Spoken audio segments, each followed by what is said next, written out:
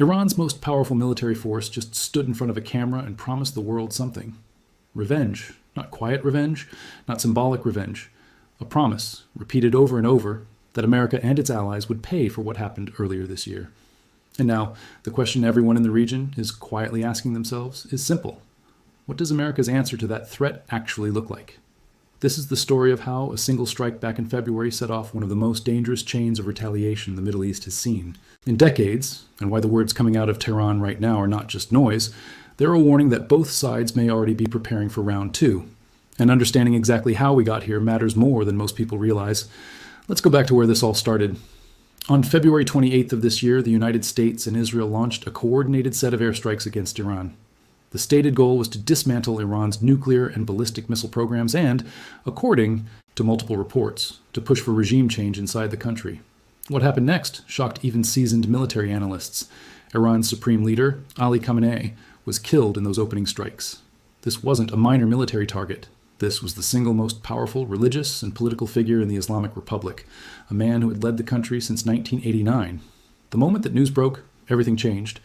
Iran didn't hesitate. Within hours, the Islamic Revolutionary Guard Corps, commonly known as the IRGC, began launching what would eventually become hundreds of retaliatory missiles and thousands of drones across the region. Targets included Israeli cities, American military bases scattered throughout the Gulf, and infrastructure belonging to countries seen as cooperating with the strikes. What started as a single overnight operation quickly spiraled into a full-blown regional war. Now here's where things get complicated, because this conflict didn't stay contained to just two countries fighting each other.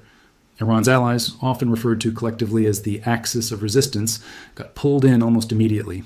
Hezbollah in Lebanon resumed open conflict with Israel, leading to Israeli ground operations inside Lebanese territory.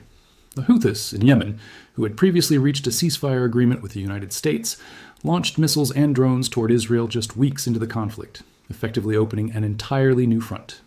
Iranian-backed militia groups. Inside, Iraq began targeting American facilities as well, with one tracking group claiming more than 300 separate operations against U.S. positions since the war began. The Hezbollah situation in particular has remained one of the most fragile parts of this entire conflict. Iran has reportedly insisted that any lasting ceasefire arrangement include Lebanon as part of the deal, effectively tying the fate of that separate war to the broader Iran negotiations. Israel's prime minister has continued asserting that his military retains full freedom of action to respond to any threat emerging from southern Lebanon, while Hezbollah has refused to disarm without a full Israeli withdrawal.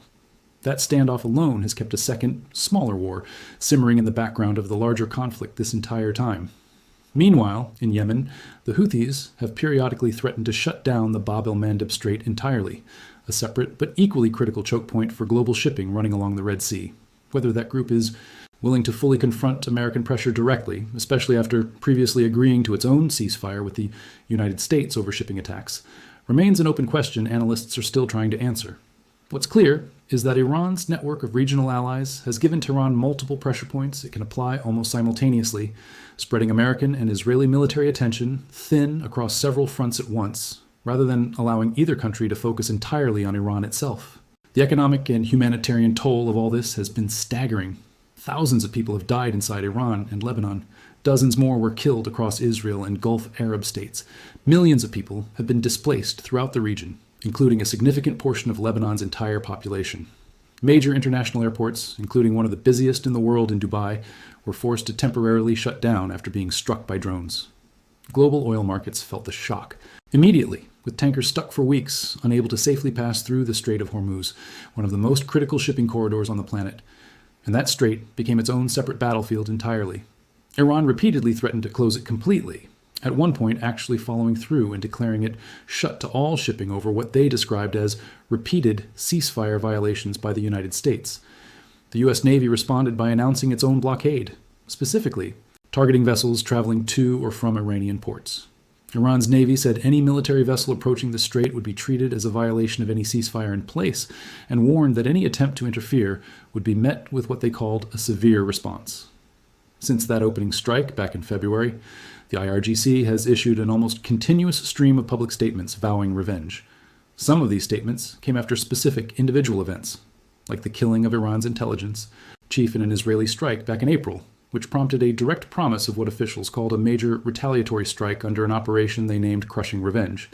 Others came after the deaths of ordinary civilians, including a heartbreaking case involving a 3-day-old infant killed alongside his family during a strike near the city of Arak, an event the IRGC specifically cited as strengthening the country's resolve going forward. More recently, following the death of Khamenei and the funeral proceedings that followed, IRGC commanders have repeatedly gone on camera reinforcing the same message. One naval commander said publicly that what he called divine revenge against the United States and Israel was not far off. Another statement released during the burial ceremonies warned that any miscalculation from the American or Israeli side would be met with what they described as a response more decisive and crushing than anything seen before. According to that same statement, Iran's forces remain in a state of comprehensive combat readiness, something officials insisted was not simply a display, but a genuine reflection of the nation's determination. So that's the Iranian side of this. Constant, repeated, on-camera declarations that revenge is coming, that patience only lasts so long, and that any American or Israeli mistake will trigger something significant. But what has America's actual response looked like in practice, beyond just words?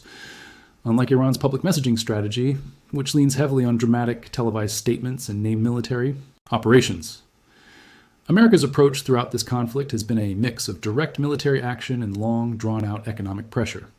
When Iranian-backed militias struck American positions in Iraq or naval assets in the Gulf, the U.S. response was typically fast and specific, targeting Iranian military infrastructure like surveillance systems, communication networks, air defense sites, and drone storage facilities rather than broad civilian targets.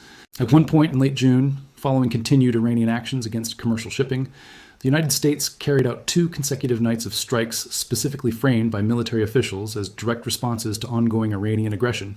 These weren't symbolic gestures. They were targeted operations meant to degrade Iran's ability to continue disrupting shipping lanes and threatening American assets in the region. But alongside the military responses, there's been an entire second front to America's strategy that gets far less attention in daily headlines, and that's economic pressure. Back in September of last year, the United Nations reimposed sanctions on Iran through what's known as a snapback mechanism. The effects were immediate and brutal for ordinary Iranians. The national currency collapsed. Prices for basic staples like meat and rice spiked dramatically.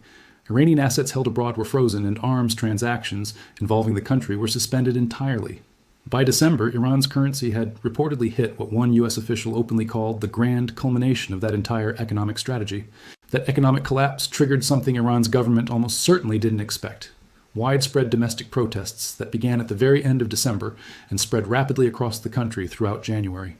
According to reports from inside Iran, security forces responded to these protests with a brutal crackdown, with Iranian health ministry officials themselves reporting a death toll in the tens of thousands. The scale of that number, if accurate, would make it one of the most severe internal crackdowns in the country's modern history. President Trump reportedly threatened direct American intervention if Iranian security forces continued killing protesters, though that threat didn't appear to change the government's approach on the ground. This sequence of events, economic collapse leading directly to mass unrest, followed by a violent government crackdown, has become one of the more overlooked storylines of this entire conflict, largely because it unfolded in the shadow of the much louder military exchanges happening simultaneously across the region. Yet in terms of pure human cost, some analysts argue the domestic crackdown may have caused more Iranian casualties than any single military strike carried out by the United States or Israel throughout the entire year. Now, here's something important to understand about why America hasn't simply escalated into an all-out invasion or continuous bombing campaign despite months of Iranian threats. Public opinion inside the United States has been deeply divided from the very beginning. Polling conducted in March showed the vast majority of Americans, across political lines, wanted the conflict to end as quickly as possible. At the same time, a majority also said it was important that Iran's nuclear program be permanently ended, creating a genuinely difficult balancing act for American policymakers trying to satisfy both goals simultaneously. There was also significant public backlash domestically. Widespread protests took place across the United States in late March, described by some as among the largest civilian demonstrations in the country's history, at least partly in direct response to the war.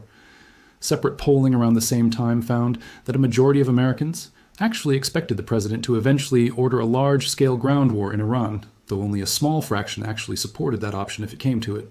This is a good moment to mention. If you're finding this breakdown useful, go ahead and hit that subscribe button, because there's a lot more unpacking of this conflict coming. By April, tensions around the Strait of Hormuz reached a boiling point. President Trump gave Iran a series of increasingly aggressive ultimatums, at one point threatening to destroy the country's civilian infrastructure entirely if a deal wasn't reached. Iran refused to back down easily. When negotiations in Islamabad ultimately failed, the American administration doubled down, announcing a full naval blockade of Iranian shipping routes starting in mid-April.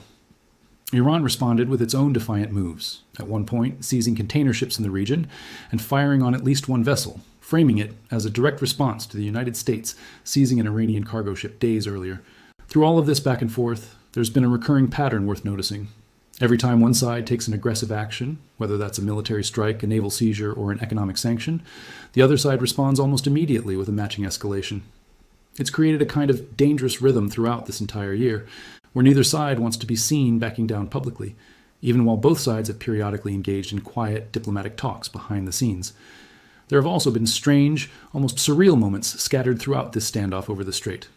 At one point, Iranian state television broadcast an on-screen alert, claiming a foreign ship had been struck for ignoring naval orders, a claim that independent ship tracking data later suggested was misleading, since the vessel in question appeared to actually be linked to the Iranian government itself. Moments like that highlight just how much of this conflict has played out not just on battlefields, but through competing narratives, propaganda, and information warfare, with both sides trying to shape global perception of who's really in control of the situation at any given moment. Oil markets have remained on edge throughout, with prices fluctuating based on nothing more than a single tweet or a single televised statement from either government.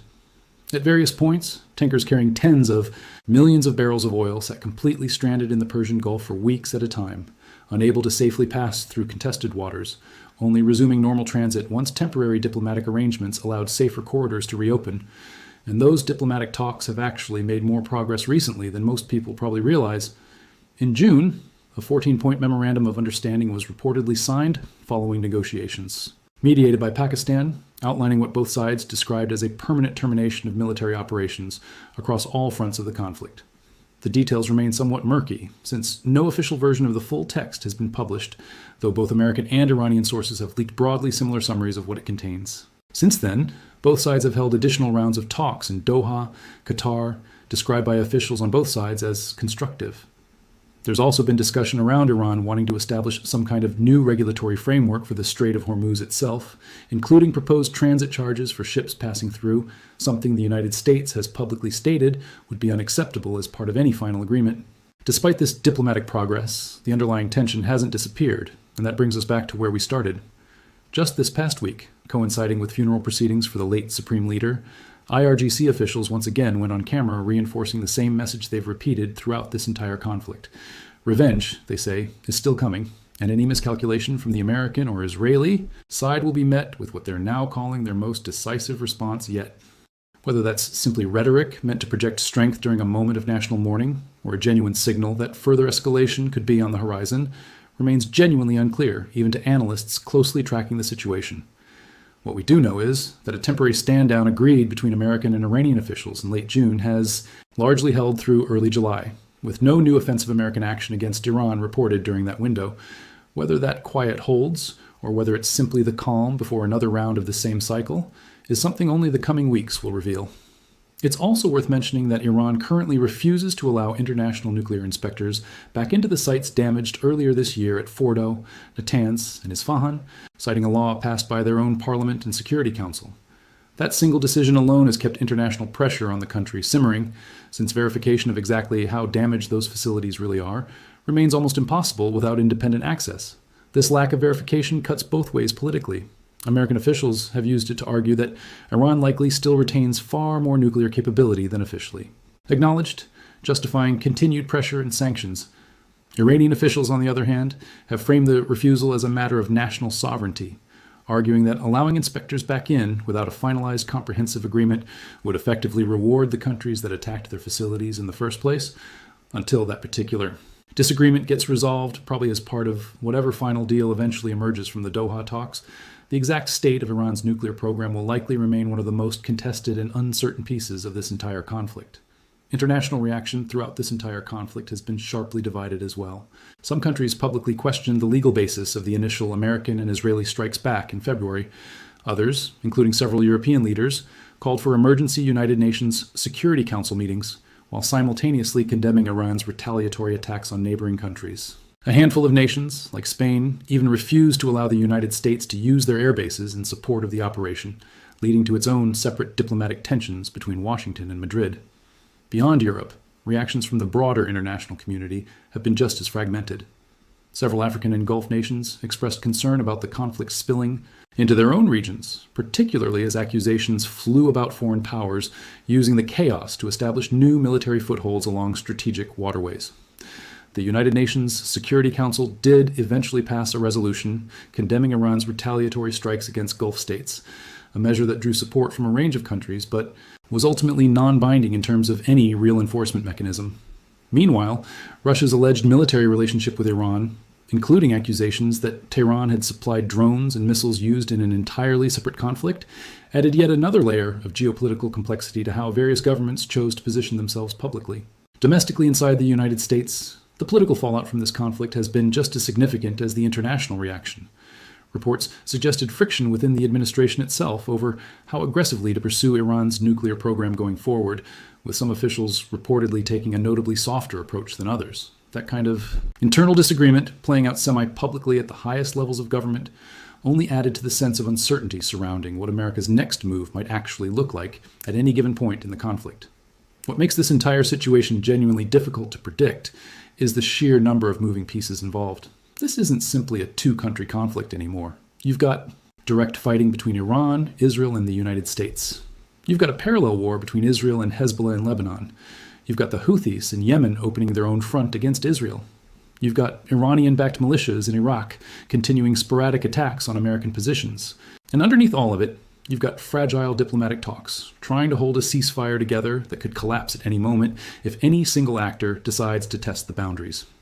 If you've made it this far into the breakdown, do me a favor and make sure you're subscribed, because a conflict this complex is going to keep generating major developments for months, possibly years, to come. So where does that leave us right now? On one side, you have Iran's most powerful military organization repeatedly appearing on camera, promising revenge in increasingly forceful language, framing their readiness as not just military posturing, but a reflection of genuine national resolve. On the other side, you have the United States, which throughout this entire conflict has shown a clear pattern. Respond militarily when directly provoked, apply sustained economic pressure in the background, and simultaneously keep diplomatic channels open even during the most heated moments of confrontation. That combination, a willingness to strike back hard when necessary, paired with a preference for economic leverage and quiet negotiation over full-scale war, is likely exactly what any future American response looks like if Iran follows through on its latest round of threats. Not a loud, dramatic escalation for the cameras, something quieter, more targeted, and far more difficult for the outside world to fully see coming until it's already happened. Because if this entire year has taught us anything about how these two countries actually operate, it's this. Iran broadcasts its intentions loudly and repeatedly for the entire world to hear. America, more often than not, simply acts, then explains what happened only after the fact. And based on everything we've seen so far in this conflict, there's no reason to believe that pattern is about to change anytime soon. For now, the fragile stand-down holds. The Doha talks continue behind closed doors, and IRGC commanders keep stepping in front of cameras to remind the world that patience has limits. Somewhere between those two realities, the loud televised threats and the quiet targeted American responses, the actual next chapter of this conflict is almost certainly already being written. Whether it plays out as another round of negotiation or as the next headline about a strike nobody saw coming will likely depend on decisions being made right now, far away from any camera at all.